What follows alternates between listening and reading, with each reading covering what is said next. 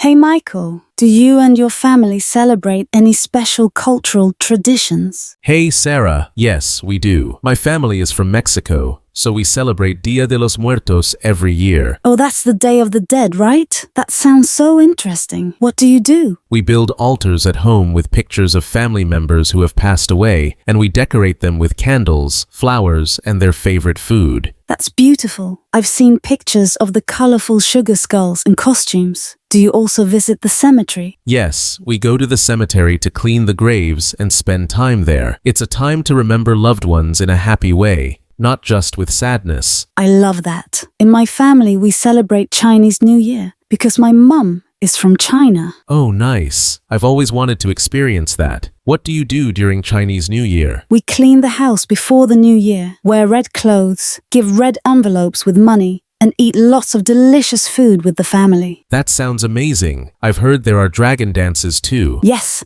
sometimes we go to a parade and watch the dragon and lion dances.